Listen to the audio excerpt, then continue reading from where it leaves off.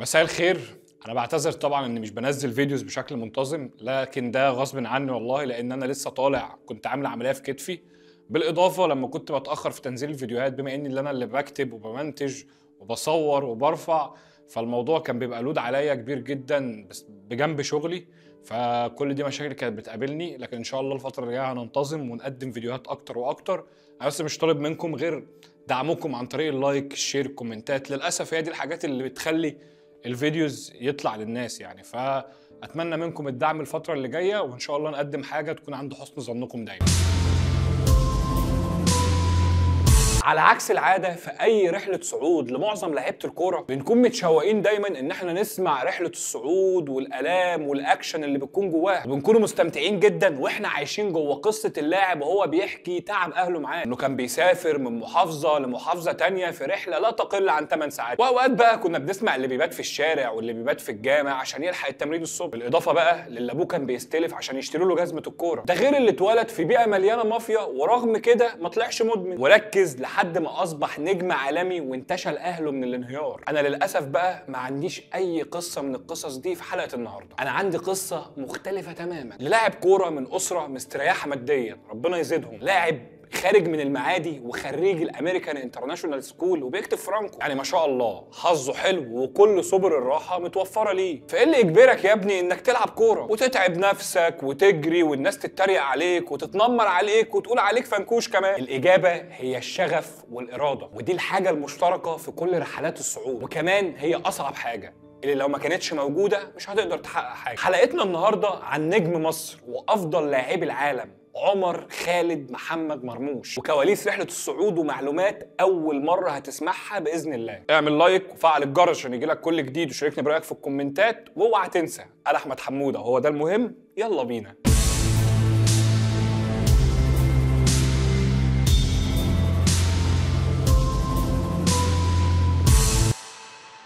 من ارقى مناطق القاهره المعادي اللي كان ساكن فيها المهندس خالد مرموش، اللي ربنا رزقه يوم 7 فبراير سنة 1999 بولد سماه عمر خالد محمد مرموش. واكيد زيه زي اي اب ومهندس كمان ان الاولويه عنده التعليم عشان يحاول يطلع عمر زيه واحسن منه كمان. وبما انه والد عمر راجل مهندس ومعاه الجنسيه الكنديه كمان، دي بقى ليها قصه كانت هتخلي عمر يلعب 2 كاس عالم. بس اتقل وخليك معايا للاخر وهحكي لك. الظاهر من القصه ان احنا زي ما قلنا عيلة عمر عيلة مستورة الحمد لله. ده خلى والد عمر ما يستخسرش فيه أي حاجة ويعلمه أحسن تعليم، ودخله الأمريكان انترناشونال سكول، المدرسة الأمريكية الدولية بالقاهرة، عشان تبدأ رحلة عمر مع الكورة، لأنه مرموش زيه زي أي طالب مصري بيحب الكوره وحصه الالعاب. وده اللي اكده مدرب كره القدم بالمدرسه احمد العجرودي في تصريحات لرابطه الدوري الالماني وصحيفه دوتش فيليه كمان، وقال انه كان عارف ان عمر هيبقى نجم كوره كبير لان الموهبه كانت باينه عليه قوي من وهو صغير. واللي خلانا اقول كده هو اداء عمر معانا في الملعب اللي خلاه يكون لاعب اساسي معاه في فريق المدرسه. كان كل ما عمر يكبر ويتطور يبان عليه ان هو مهاجم قوي ورجله عارفه طريق الجول، وده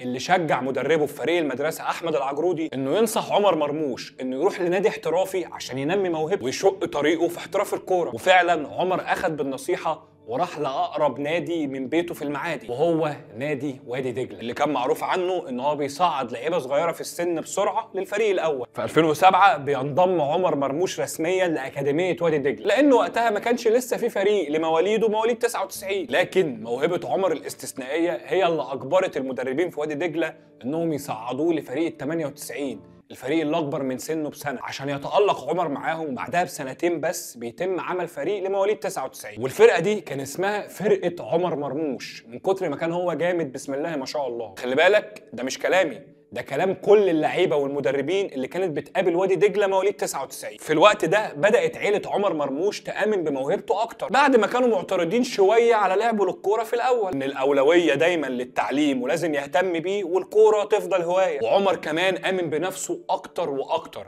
لدرجه ان هو قال لاهله انه عايز يسيب التعليم ويركز في الكوره بس. وطبعا والده وقف له ورفض ده تماما. والده اصلا كان متضايق وقتها من الكوره لان مواعيد التمرين بتاعته كانت متعارضه مع مواعيد الدراسه. وهنا بيتدخل مكتشف عمر مرموش الاول على المستوى الاحترافي، اسطوره الاسماعيلي كابتن علي ابو جريشه، والمسؤول الاول عن قطاع الناشئين في وادي دجله وقتها. كابتن علي معروف عنه ان عينه حلوه، وهو اللي شاف مرموش ورعاه من وهو في الاكاديميه. عشان كده لما والد عمر راح لكابتن علي وقال له مش هينفع عمر يسيب المدرسه عشان التمرين، كابتن ابو جريشه على طول لقى حل للقصه دي وقال له عمر يخلص المدرسه على طول ويجي التمرين، وانا هعين له مدرب مخصوص يستناه كل يوم العصر ويمرنه. كابتن ابو جريشه بيقول ان هو عمل كده عشان الولد كان موهوب وكان مؤمن جدا بقدراته. الاهتمام ده والموهبه دي ادت لنتيجه منطقيه جدا، ان عمر مرموش اصبح مهاجم مرعب وكابوس لاي فريق بيقابل ناشئين وادي دجله، لدرجه ان مرموش كان كل ماتش على الاقل بيجيب له هاتريك او جولين مثلا، لحد ما جه ماتش وقلب حياه عمر مرموش، وهو اللعب قدام فريق الاهلي 99 في دوري القاهره. في يوم الماتش ده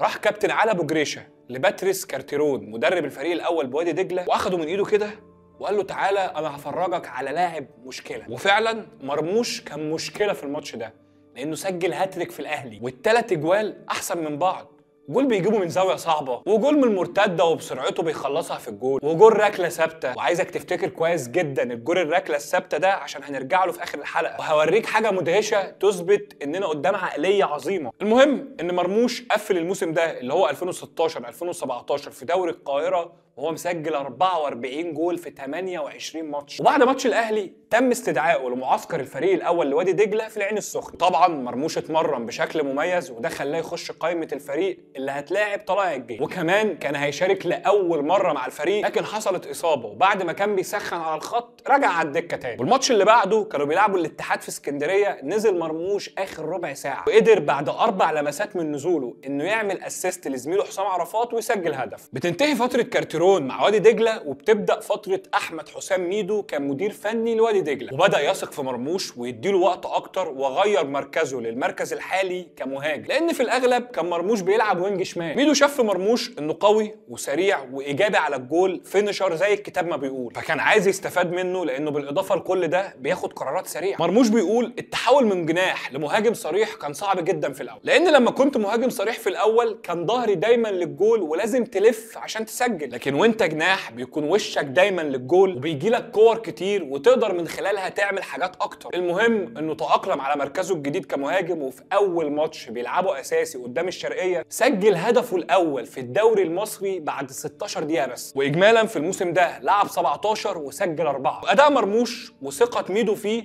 شاف انه بالشكل ده يقدر يحترف بدري، وتنبأ وقتها ان مرموش فعلا هيلعب في دوري من الدوريات الخمسه الكبرى، وده اللي هيحصل في نهايه الموسم. قبل ما نبدا مسيره عمر مرموش الاحترافيه لازم نسال سؤال مهم: هل النجاح اللي عمله عمر مرموش طول فتره لعبه في الناشئين مع وادي دجله، وصوله انه يلعب في الفريق الاول وبعدها بسنه واحده بس يحترف بره مصر، فهل ده حصل بالصدفه؟ اكيد لا. والدليل كلام زميله في فرق الناشئين في وادي دجله علي ابو سعد، اللي قال في تصريحات لبوابه الاهرام ان مرموش من وهو في الناشئين وكان معروف عنه في النادي ان هو مثال للاصرار والتحدي، ومهتم جدا بلياقته البدنيه، كان دايما بيحلم انه يكون لاعب لمنتخب مصر، وده اللي خلاه يشتغل على نفسه ويستغل كل لحظه في انه يطور نفسه، لدرجه انه كان بيجي التمرين بالدراجه العجله يعني، وبيكون حاطط في رجله او في البدلات اوزان عشان يرفع معدل الحمل البدني ويزود لياقته كمان، وده ما كانش بيعمله من دماغه، لا، لان مرموش كان مهتم جدا بالتفاصيل، وكان متعاقد مع طبيب فرنسي كان بيحط له برامج تدريبيه ينفذها في مراحل عمره من وهو صغير عشان يقدر يبني جسمه بشكل مثالي ويشد عضلاته كمان. وقال كمان ان مرموش ما كانش بيهدف تماما لجني المال من الكوره، حتى لما النادي كان بيحاول يمضيه عقد كان بيرفض ويفضل يلعب بنظام استماره الناشئين. وده ليه بقى؟ عشان لما يجي له عرض للاحتراف في اوروبا يخرج بدون اي عوائق، وده كده كده ما كانش هيحصل بسبب وجود ماجد سامي. كل دي حاجات داخل الملعب وفي الكوره، لكن خارج الملعب بقى فمرموش شخص سالك ونضيف، وده اللي اكده زميله ابو سعده لما قال ان مرموش بحكم ان هو كان مستريح ماديا فكان كل فتره يشتري جزمه كوره من افخم الانواع ويوزعها على زمايله في الفرقه. بالاضافه لكده ففي مدرسته كان شخص هادي واخلاقه عاليه، ودايما كان عنده ايمان بالعمل الجماعي وما كانش مغرور، لانه بالرغم انه كان احرف وامهر لاعب في المدرسه ودايما كان بيكسبهم في الماتشات، الا انه كان بيرفض ينسب ده لنفسه هو لوحده، وكان بينسبه للفريق كله اللي هو يا دوب جزء منه. كل دي حاجات تبين لك عقليته الجميله اللي مزروع فيها صفات شخصيه ساعدته على النجاح، زي مساعده الناس وعدم الغرور والكبر والايمان دايما بالعمل الجماعي. النجاح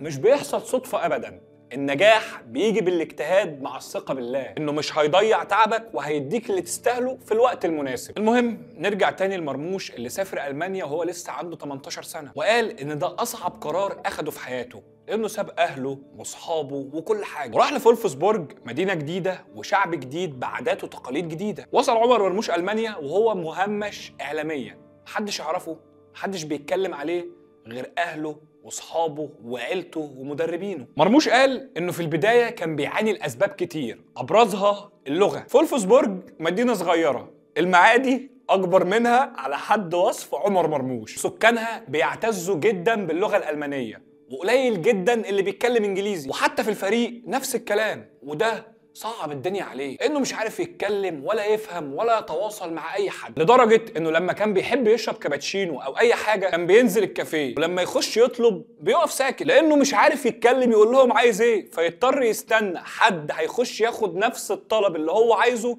ويشاور عليه ويقول لهم انا عايز زي ده. لكن في نفس الوقت لا مرموش كان سايب نفسه ولا النادي كان سايبه، لانه كان موفر له مدرس بيعلمه الالمانيه. وفعلا في خلال سنه واحده بس قدر مرموش ان هو يتعلم اللغه الالمانيه، وهنا بتبان قيمه التعليم اللي والده اصر يكمله من وهو صغير، لان على لسان مرموش قال ان الدراسه والتعليم شيء مهم جدا وبيفرق في تفكيرك بره الملعب وجوه الملعب. ولو انت رايح لاي فريق في اوروبا فاكيد مش هيجيبوا لك مترجم خاص ليك كل ماتش، ففكره انك تكون متعلم ده بيسهل عليك تعلم اي لغه بسرعه. ولعلمك بقى مرموش حاليا بيتكلم 3 لغات جنب العربي، انجليزي وفرنساوي والماني، ما شاء الله. ودي رساله لكل اولياء الامور، علم ابنك واهتم بيه ونمي موهبته في الكوره، لكن بشرط انك توجد الطريقه اللي هتوازن بيها ما بين الاثنين. ورساله بقى للاعيبه المصريه، لو انت يا ابني عايز تحترف وتبقى نجم زي مرموش وصلاح ما تتخدعش في الفلوس والعربيه، لان دي مش نهايه العالم. طور وتعلم لغات وثقف من نفسك،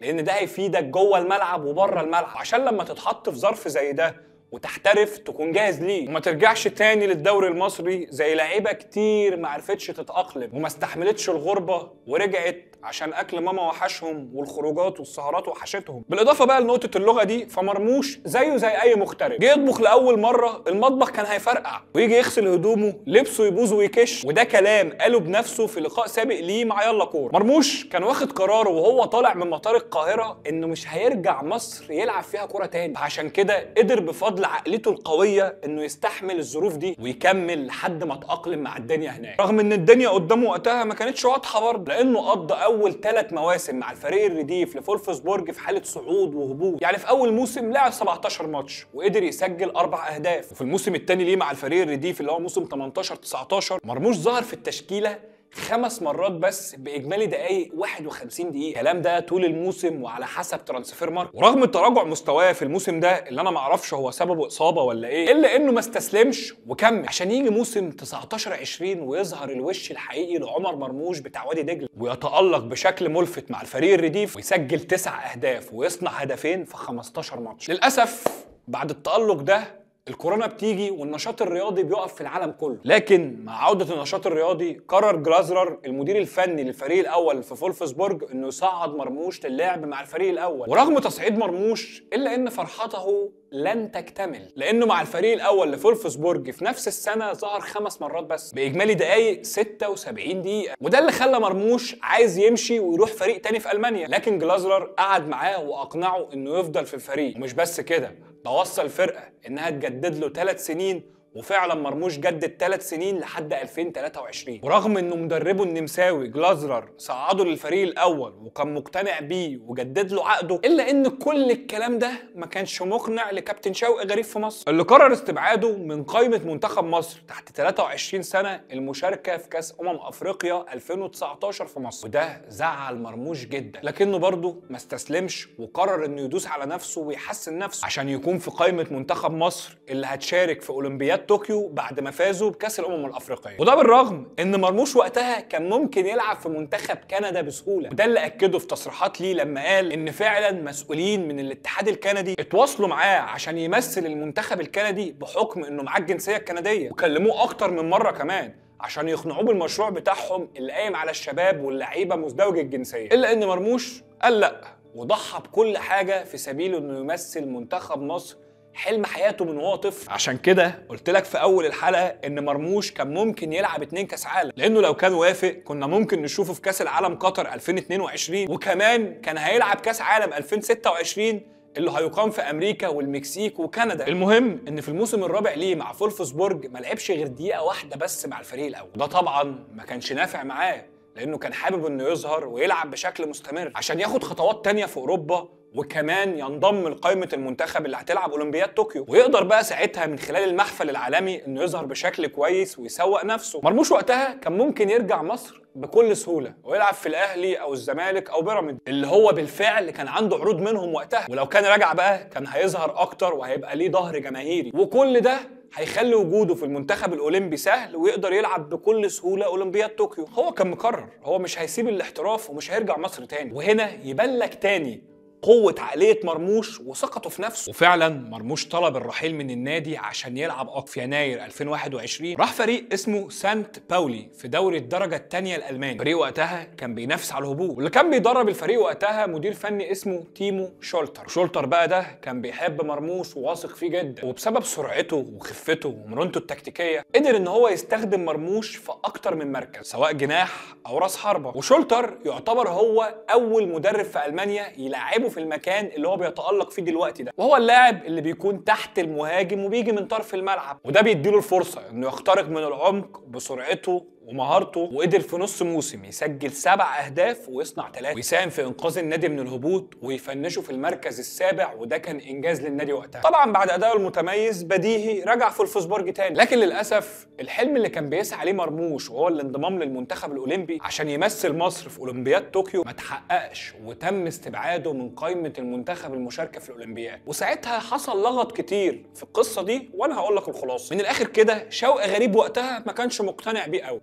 جابوا معسكرات لكن ما اخدش الفرصه كامله وما لعبش كتير. وفي كل لقاء بيكون فيه كابتن شوقي غريب بيتسال عن عمر مرموش تحس كده ان عمر ما كانش مقنع لكابتن شوقي، وانه ساعتها كان عنده وفره في المهاجمين فعلا، مصطفى محمد وناصر منسي وصلاح محسن واحمد ياسر ريان، فما كانش محتاج مرموش. ولما اعلن كابتن شوقي غريب عن القائمه المشاركه في اولمبياد طوكيو اتسال طبعا عن سبب استبعاده لعمر مرموش. قال وقتها ان عمر مصاب واحنا بعتنا للفريق بتاعه عشان يشارك معانا، لكن فريقه رفض سبب ان ناديه كان جايب مدرب جديد وحابب ان هو يشوف عمر ويقيمه من جديد، ودي الحقيقه فعلا. المهم ان المدير الفني وقتها لفولفسبورج في موسم 2021 2022 كان مارك فان بومن، اللي ما اداش الفرصه لمرموش خالص وما لعبش معاه غير 22 دقيقه بس، اللي خلاه يروح اعاره ثانيه والمره دي لنادي شتوتجارت. محطه شتوتجارت دي كانت محطة فارقة في حياة مرموش الاحترافية، واتطور فيها كتير جدا، وقدر في 21 ماتش يسجل 3 أهداف ويصنع 5، ويحصد كمان جايزة أفضل لاعب شاب في الدوري الألماني في شهر سبتمبر 2021. فكان واضح إن مرموش فعلا لاعب مؤثر في الفريق، ولما بيغيب الفريق بيتأثر بغيابه، وده اللي اكده المدير الرياضي للفريق في نوفمبر 2021 لما الفريق ما حققش الفوز في 6 مباريات، وكان مرموش وقتها غايب بسبب الاصابه. فالمدير الرياضي قال لدينا غيابات مثل مرموش وساسا كلاتزيتش، ولا يمكن لاي فريق تعويض نجومه في ذلك الوقت. نحن نشبه بايرن ميونخ بدون ليفاندوفسكي. فوق كل ده، فبعد انتهاء اعاره مرموش لشتوتجارت النادي كان عايزه بشكل رسمي، لكن فولفسبورج رفض. فعشان كده بقول لك ان فتره شتوتجارت كانت مهمه جدا في تطوير مرموش. طب يا ترى مين السبب في التطور ده؟ الإجابة هي مدرب فريق شتوتجارت وقتها بيليجرينو ماتراتزو، اللي كان بيلقب بالمدرب الأب، وكان شاطر جدا في تطوير اللعيبه الشباب. وده حصل مع بورنا سوسا الظهير الايمن لفريق شتوتجارت، اللي في اول موسمين ليه كان بينتقد بشكل حاد جدا لحد ما جه بيليجرينو وحوله لواحد من افضل الاظهره في العالم. ونفس الكلام حصل مع مرموش اللي كان جاي متالق من سانت باولي، لكن بيليجرينو رغم اصابات مرموش الا انه ما ترددش ابدا واداله فرصته ودعمه نفسيا بشكل قوي، وده كان من اهم اسباب تالقه وانفجاره وحصده لجائزة أفضل لاعب شاب في شهر سبتمبر. ده بالإضافة بقى للشغل التكتيكي اللي عمله مع مرموش، وقدر من خلاله يخرج كل شيء في أيام معدودة، وقدر كمان إن هو يلعبه بأريحية كمهاجم تاني او تحت المهاجم مع وجود لا مركزيه ليه في التلت الهجومي كله، وده عشان يقدر يستفيد من سرعته وقوته بشكل مثالي. واشتغل كمان معاه على التسديد، وده اللي استفاد منه مرموش في الوقت الحالي، ويمكن بان في اول ماتش دولي ليه مع المنتخب قدام ليبيا، لانه قبلها سدد 4 تسديدات مع شتوتجارت من 4 اماكن مختلفه حوالين منطقه الجزاء. صدقني مفيش حاجه بتيجي بالصدفه، كله بالتمرين. رغم الحريه الهجوميه اللي اداها له، الا انه الزمه برضه ببعض المهام الدفاعيه في الضغط العالي، وده اللي طور مرموش جدا دفاعيا. التطور ده نقل مرموش لمحطة جديدة في حياته، محطة كان بيحلم بيها، وهو تمثيل منتخب مصر الأول. عشان في أكتوبر 2021 وأثناء التوقف الدولي مرموش بيحكي إنه ما كانش عامل حسابه خالص إنه هينضم لمنتخب مصر، وكان رايح يتفسح مع أصحابه في ألمانيا، لأن قبلها وكيله أحمد عبدون كان دايما بيكلم المنتخبات عليه، ودايما كان بيحاولوا يجيبوا المنتخب وما كانش بيحصل اي اهتمام. فخلاص مرموش رمى طوبة المنتخب ساعتها يعني، لحد ما حصلت المفاجأة. اثناء ما هو بيتفسح لقى تليفونه بيرن، بيبص كده لقى رقم غريب بس شكله رقم حد تقيل يعني. المعلم بيقول الو، لقى وائل جمعة بيقول له خد مستر كيروش عايز يكلمك. وكيروش راح جاي قايل له جهز نفسك وجهز شنطتك، انت معانا في المعسكر وهنبعت لك التيكتس وتكون موجود عندنا بكره. تخيل كده حلم من احلام حياتك بيتحقق في يوم وليله. مرموش ما كانش مصدق، وقال ان انا بالرغم ان وصلت المعسكر في وقت متاخر الا اني ما كنتش عارف انام، وصحيت تاني يوم من الساعه 8 الصبح وفضلت قاعد مستني الفطار اللي هو اصلا الساعه 10. وده اللي خلى مرموش ينزل المطعم بدري عشان يلاقي في وشه مين قاعد؟ محمد صلاح. وبدأ مرموش على حد وصفه يستفاد من محمد صلاح، شوف هو بياكل ازاي، بيشرب ازاي، بينام امتى، وكل الحاجات دي. وتطرقوا للكلام في نقطة مهمة جدا، وهي المينتال هيلث، القوة الذهنية، اللي صلاح وقتها نصحه نصيحة وقال له عشان توصل للتوب ليفل لازم تكون قوي في دماغك، عشان بتنافس دايما انك تكون هداف ومتألق. صلاح سأله هل انتوا شغالين على الموضوع ده في ألمانيا؟ مرموش جاوبه وقال له اه بس مش طول الوقت. فصلاح نصحه ان لازم يشتغل مع الموضوع ده مع مختصين ويهتم بيه جدا، لانه هيفيده في كاريره. لان طول ما انت عقليتك قويه هتمنعك من انك تدخل في مراحل الشك لو مستواك نزل، وتخليك دايما ما تفقدش الثقه في نفسك ولا تتاثر بالانتقادات. وده فعلا اللي مرموش عامله من اول ما احترف، لانه لو كان سمع للناس ما كانش كمل. وكمان صلاح فصل له فكره المينتال هيلث انها تديله فرصه انه يتخيل الماتش من قبل ما يتلعب، ويبدا بقى يتخيل سيناريوهات للماتش، زي مثلا كرة مثلا لو جات لي كده انا هلعبها بوش رجلي كده، ولو رحت انفراد انا هتصرف فيه كده. تحاول تتخيل اكبر قدر من المواقف ممكن تبقى فيه في الماتش ده، وفعلا لما بتتخيل الماتش ده بيسهل عليك الماتش لما تيجي تلعبه. كل الحوار ده كان قبل ماتش ليبيا اللي حصل فيه خبر صار لمرموش، وبشكل غير متوقع كيروش بيبدأ الماتش بعمر مرموش أساسي في أول مشاركة ليه، راهن عليه وكسب الرهان لأن مرموش هو اللي جاب هدف الفوز للمنتخب، وده بتسديدة صاروخية كان بيشتغل وبيتمرن عليها مع شتوتجارت زي ما احنا لسه قايلين من شويه. مرموش من بعد ماتش ليبيا بقى اساسي مع كيروش، ولعب معاه افريقيا ولعب معاه كل الماتشات اساسي. وبنتهز الفرصه دي وبشكر مستر كيروش على فترته مع منتخب مصر، اللي لو كان معاه شويه حظ كان زمانه اسطوره دلوقتي في مصر. لكن والله يا مستر كيروش لو انت في حياتك ما عملتش غير انك طلعت لنا محمد عبد المنعم اللي بيلعب في نيس الفرنسي دلوقتي، وعمر مرموش اللي من اهم لعيبه العالم، فده كفايه والله. المهم بنوصل لموسم 2022 2023 اللي كان موسم مصيري في حياه مرموش، لانه كان راجع من تجربه ناجحه مع شتوتجارت وتجربه ناجحه مع منتخب مصر. كان عايز يثبت لنفسه ويثبت للناس ان اللي حصل ده مش صدفه وانا مش لاعب الموسم الواحد. كانت الخطوه الاصعب بقى انه يقنع مديره الفني وقتها لفولفسبورج ومدرب بايرن ميونخ السابق نيكو كوفيتش انه لعيب كويس وامكانياته كويسه، وخصوصا ان ده اخر موسم ليه معاه في الفريق، فهيبان من خلاله هو هيكمل ولا هيمشي. مرموش في الموسم ده لعب 37 مباراه، وده كان وقتها اكبر عدد ماتشات لعبه في مسيرته من اول ما احترف، وسجل 6 اهداف وصنع هدف واحد. لكن ده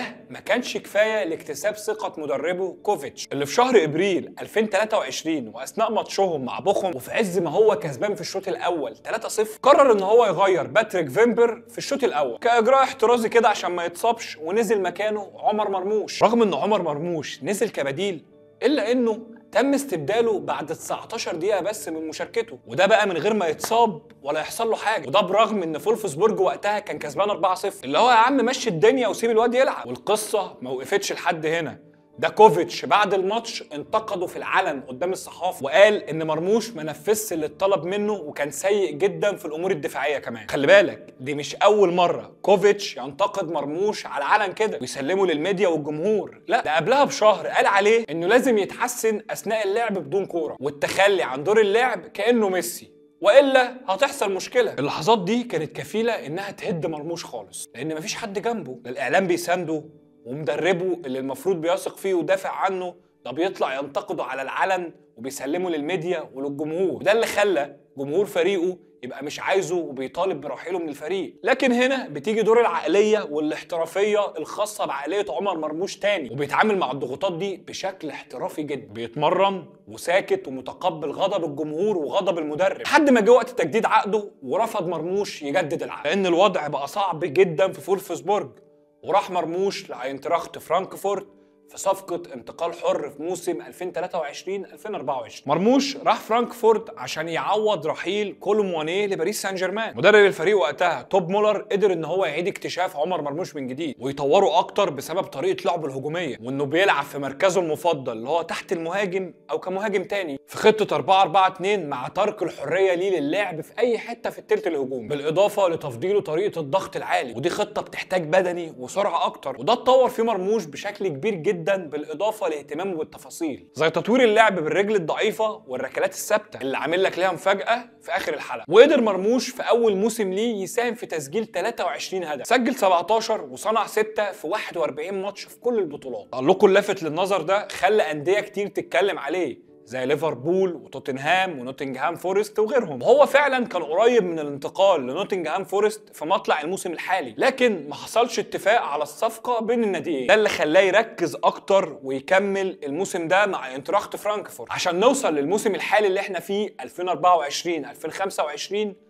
موسم انفجار مرموش. في بدايه الموسم حضر مرموش البري سيزون في امريكا، وكان واضح جدا ان هو مركز قوي وعايز يكمل نجاح الموسم اللي فات. فعلا ده اللي حصل في الموسم اللي احنا فيه دلوقتي، شيء مثير للاعجاب ومبهر، او ربنا مبهر، ومرموش انفجر حرفيا، بقى لاعب شبه متكامل ما شاء الله، لاعب بيقدر يسجل اهداف ويصنع اهداف ويعمل ثرو باص ويجيب ركلات ثابته ويشوط من بره ال 18 ويلعب في كل مراكز الهجوم ويلعب في المساحات الواسعه والضيقه وكل حاجه. مرموش لحد الان هو هداف الدوري الالماني بالتقاسم مع هاري كين، كل واحد فيهم مسجل 11 هدف، بالاضافه ان مرموش هو الاعلى عامل 7 اسيست. في كاس المانيا مرموش لعب ماتشين سجل هدف وصنع 2، وفي اليوروبا ليج لعب 4 ماتشات وسجل هدفين. مرموش دلوقتي هو اللاعب الاكثر مساهمه بالاهداف في الدوريات الخمسه الكبرى ب 24 مساهمه تهديفيه. الناس دلوقتي بقت بتتعامل مع مرموش زي ما كانت بتتعامل مع صلاح في فيورنتينا وروما، وبقت بتنزل القهوه لو فريقك المفضل بيلعب وعمر مرموش بيلعب في نفس الوقت فاكيد هنتفرج على عمر مرموش يا معلم. فالناس دلوقتي بقت مركزه معاه، وكل حاجه بيعملها مرموش معلمه معاهم، زي اللي عمله كده في ماتش بايرن ميونخ 3-3 وخلاه حديث العالم، وخلى اللي مش مركز مع مرموش يركز معاه، لانه في الماتش ده سجل هدفين وصنع هدف وكان نجم الماتش الاول. وده ما كانش صدفه، ده كان نتيجه شغل وتعب في التمرين ومذاكرة مرموش لبايرن ميونخ اللي يعتبر هو ليه حظ معاهم، ومساهم في 7 أهداف في 8 ماتشات، وده طول مسيرته لحد الآن في الدوري الألماني. ولما اتسأل عمر مرموش عن سر تألقه قدام بايرن ميونخ بالتخصص قال: قبل ماتش 3-3 الأخير رحت لحارس المرمى بتاعنا وطلبت منه النصيحة وقلت له ازاي اتعامل مع نوير عشان اقدر اسجل فيه، والحارس نصحه، وفعلا مرموش اخد بالنصيحة وفضل يتدرب على جودة التسديد. عشان لو تلاحظ الهدفين اللي جابهم اللي هو الاول والثالث هتلاقي الكرة بتتلعب له في المساحة وهو بسرعته بيجري ويروح لنوير وبيسدد بفينش فوق الممتاز عشان الكوره تخش الجول بكل سهوله. اما بقى فكره فوقانه عموما على بايرن ميونخ فسرها عمر مرموش في تصريح ليه وقال انه دايما بيذاكر الفريق اللي هيلعبه، وهو عارف ان بايرن ميونخ فريق كبير وبيقدر يستحوذ على الكوره ودايما بيكونوا متقدمين في خطوط الملعب، فهو بيستغل المساحه اللي هيتلعب فيها الكوره وبيكون اسرع من المدافعين وبيستنى اللحظه اللي المدافعين هيتقدموا فيها وياخدوا الكوره ويسجل. وده اللي حصل قدامهم السنه دي سواء في الهدف الاول او الهدف الثالث او الهدف الثاني اللي هو عمل الاسيست بتاعه. الحاجه الثانيه اللي معلمه مع الناس في الفتره الاخيره هو تميز مرموش في الركلات الثابته، ودي حاجه برضو ما جاتش بالصدفه ومعمول حسابها مع توفيق ربنا، وهقول لك ازاي. اثناء ما كنت شغال على الحلقه دي وبجمع معلومات، وقع قدامي اول لقاء تلفزيوني لعمر مرموش في مصر مع هاني حتحوت على صدى البلد، والكلام ده كان في 2020. وحتحوت سأل مرموش، قال له من وجهة نظرك ايه هي مميزاتك؟ قال له ان انا قوي وسريع. وهاني وقتها قطعه وقال له بتلعب ركلات ثابته كويس، والدليل هاتريك الاهلي، ودي قصه تانية هحكيها لك بسرعه. فاكر في اول الحلقه لما قلت لك ان ماتش الاهلي وادي دجله اللي مرموش سجل فيه هاتريك هو غير حياه مرموش؟ اهو من ضمن الاهداف اللي سجلها في الهاتريك ده هدف من ركله ثابته ومن بره المنطقه، بنفس التكنيك اللي بيلعب بيه مرموش الركلات الثابته دلوقتي. وحتى لما مرموش خرج المانيا جاب فاولات مع شتوتجارت ومع سانت باولي. حتى وهو بيتمرن مع منتخب مصر اتعرض له فيديو قبل كده وهو بيتمرن على الركلات الثابته بعد ما التمرين خلص اصلا، لحد ما وصل انه يسجل 3 ركلات ثابته في 3 ماتشات متتاليه الموسم ده مع فرانكفورت عشان يخش التاريخ ويكون هو تاني لاعب يعملها في الدوريات ال5 الكبرى بعد ميسي. التميز برضه في الركلات الثابته ما كانش صدفه، واضح جدا انه شغال عليه من زمان وبيتمرن عليه كمان، وخصوصا ان هو قال قبل كده ان هو بيحاول يشتغل على الحاجات اللي تميزه وبيحب دايما يقوي امكانياته زي اللعب بالرجل الضعيفه ولعب الركلات الثابته اللي كانت جزء من تميزه وخلت العالم كله يتكلم عليه دلوقتي. ومرموش اللي راح فولفسبورج ب 400,000 يورو بس، دلوقتي قيمته التسويقيه 40 مليون يورو، وبقى هدف لأندية كتير وكبيرة في أوروبا زي برشلونة وتوتنهام وليفربول وغيرهم. خلاصة يا صديقي إن اللي وصل له مرموش دلوقتي من تألق ونجاح وإنه يكون واحد من أفضل اللعيبة في العالم في الوقت الحالي ما جاش بالصدفة، ده جه نتيجة تعب واجتهاد وصبر واستمرارية من وهو طفل في وادي دجلة اللي صدقوا فيه موهبته وساعدوه وهو ساعد نفسه، بالإضافة لوقفة أهله جنبه وتشجيعهم الدايم ليه وتأثيرهم على تكوين عائلته الاحترافية عن طريق إصرارهم إنه يكمل تعليمه ويتعلم أحسن تعليم. والعقلية دي وإصراره إنه يبقى حاجة خلته من وهو لسه ناشئ بيهتم بالتفاصيل ويروح التمرين بالعجلة ويتابع مع دكتور فرنساوي عشان يطور نفسه من الناحية البدنية، مرورا بتمرينه على الركلات الثابتة من وهو لسه في وادي دجلة عشان تكون دي حاجة بتميزه وتخليه دلوقتي يتحط في خانة واحدة في إحصائية مع ميسي. وبمناسبة الكلام على العقلية، فمرموش دلوقتي بقى شركة ماشية على الأرض زيه زي ميسي ورونالدو وصلاح. أنا مش بأفور والله، لأن مرموش دلوقتي عنده وكالتين ماسكين شغله زي اللعيبة الميجا ستار اللي احنا لسه قايلين أساميهم دول، وكل ده عشان يفضي دماغه ويركز في الكورة بنسبة 100%. مرموش عنده وكالة ماسكة شغله اللي في الملعب اللي هو الانتقالات والحاجات دي، والوكاله دي وكاله كبيره وعالميه وهي وكاله ستيلر اللي متعاقده مع نجوم كبار جدا زي كامافينجا وجريليتش وغيرهم. في نفس الوقت بقى مرموش عنده وكاله تانية مسؤوله عن شغله اللي بره الملعب عشان ما يحصلوش اي تشتت ويهيئ نفسه للتألق داخل الملعب، والوكاله دي هي وكاله 7 بقيادة الخبير التسويقي أحمد عبدون اللي هو أصلاً كان وكيله اللي وداه أوروبا في الأول خالص. والوكالة دي شغالة على العلاقات العامة، الPR وشكل صورة مرموش فقط لا غير، والوكالة دي بتنظم له كل حاجة لدرجة إنها بتقول له يتكلم إمتى وإيه الاستفادة اللي هيعملها لو عمل مداخلة هنا أو اتكلم هناك، بالإضافة لإدارتهم للسوشيال ميديا بتاعته عشان ينظموا له الدنيا وما يبقاش الموضوع عشوائي كده، وده طبعاً عشان السوشيال ميديا ما تاخدش منه ولا تاخد من وقته كتير. فوق كل ده بقى فكل بلاتفورم للسوشيال ميديا بتاعت عمر مرموش بتدار بشكل معين بحيث انهم يقدروا يجذبوا اكبر عدد من الجمهور على كل منصه، وبالشكل ده يقدر مرموش يعمل لنفسه براند ويسوق لنفسه بره الملعب وجوه الملعب. احمد عبدون بيقول ان دايما مرموش كان مصدق نفسه من اول لحظه ودايما كان بيحلم وبيشتغل وسايب الباقي على ربنا، عشان كده هو دلوقتي في المكانه دي. احلم يا صديقي زي ما مرموش من سنتين كان بيحلم مع ميدو انه يحترف ويلعب في التشامبيونز ليج والدوري الانجليزي، وخلاص فعلا الحلم قرب يتحقق. النجاح مش بيجي صدفه ابدا، لازم تتعب عشان تحقق حاجه. انا عارف ان ده مش شرط، بس على الاقل يا اخي تكون راضي قدام نفسك انك حاولت وعملت حاجه والباقي بتاع ربنا. في النهايه اتمنى ان مرموش ربنا يحميه من الاصابات دي اول حاجه بس، ويفضل مكمل بالاستمراريه دي ونشوف اسطوره جديده في الملاعب الاوروبيه. واتمنى كمان ان الحلقه دي توصل لمرموش وتعجبه وتكون عجبتكم انتوا كمان طبعا، واتمنى ان اكون وفقت واضفت ليكم معلومات وتفاصيل اول مره تكونوا سمعتوها باذن الله. ما تنساش بقى تعمل شير للحلقه، تفعل الجرس عشان يجيلك كل جديد، سبسكرايب للقناه، اعمل لي فولو على كل المنصات اللي هتلاقيها في الديسكريبشن، شير الحلقه مع اصحابك، خليها تنتشر وخلي قصه النجاح دي تبقى ملهمه لحد تاني. اهم حاجه بقى انكم تشجعوني، ومستني رايكم في الكومنتات في الحلقه، ما تطنشوش ها. المهم اشوفكم في حلقة جديدة. سلام.